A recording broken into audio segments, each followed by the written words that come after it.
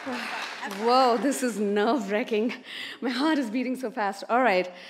So I'll take you back to 2020 before the pandemic hit the entire world. I got a call from my sister back in India. She said to me, "Shikha, it's time for you to come back home." It was my mother who had been battling cancer for 2 years.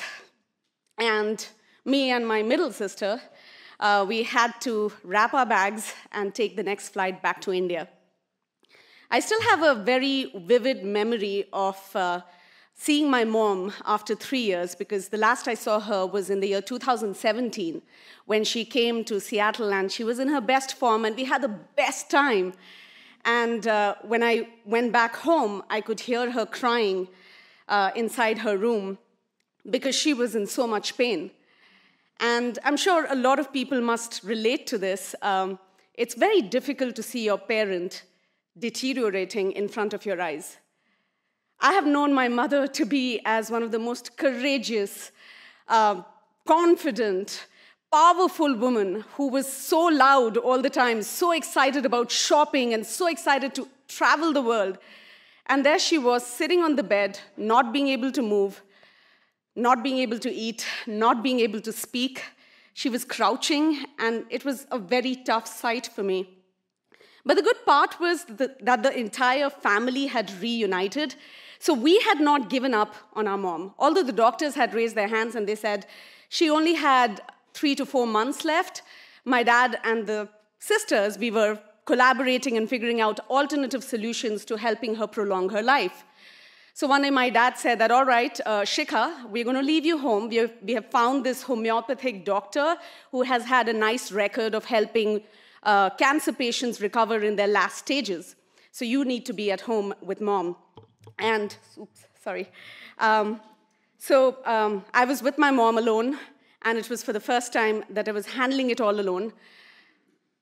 It was physically, mentally, emotionally exhausting. And I remember at that time, there was this long-distance relative, my long-distance sister-in-law who was visiting the city, and I have never really been very close to any of my extended family, especially that woman. And I really... And I remember she called me and she said, "I want to see your mom." And of course, during tough times, family means everything. So I was like, "All right, let her come." So she came, she saw my mother, and she had that look on her face of pity. And I felt so angry. I was like, I don't want any person to look at my mother like that. And she started talking to my mom in her dialect. And I was fuming with anger. I was like, "Just do your thing, leave. I don't want to interact with anyone. I can take care of my mom." She took me to the kitchen, and she said, "Do you have some rice and lentils?" I was like, "I don't know. This is my sister's house. Maybe we are running out of all supplies. I don't know. Why? Why are you asking that?" And she said, "I want to prepare some chilka roti for your mom." So chilka roti is a traditional Indian bread which is made with a combination of rice flour and lentils. And it takes like hours to get prepared. And my mom used to love it. I used to love it, I remember. But I was like, you can check the kitchen cabinets. I don't think you will find it, but I don't think my mom would be able to eat. She has literally been on a liquid diet for 5 days, and she's been throwing up everything that she ate. And she just looked at me and she said, "Just take me to the kitchen." So she started looking through the cabinets, and then she did find some leftover rice and some leftover lentils.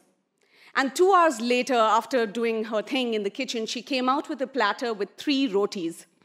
And she came to me and she said, "All right, go feed your mom."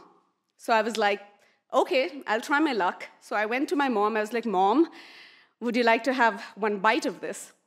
And she slowly raised her head and nodded, and she said, "Yes." I was like, "Okay."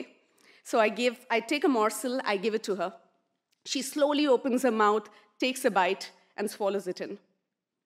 Wow. I had not seen her eat for 5 days, and I was already feeling overjoyed. And I was looking at my sister-in-law. I was like, "Did you see that? My mom just ate." "Mom, you just ate." And then I was like, I got excited again, and I gave her the second bite. She had the second bite. then the third, then the fourth, then the fifth. She finished one entire roti.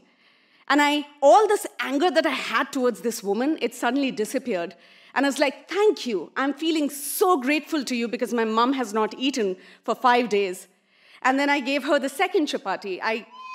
All right, so I fed her. I fed her the second roti. And somehow on the third roti, I became hesitant because she had some dietary restrictions.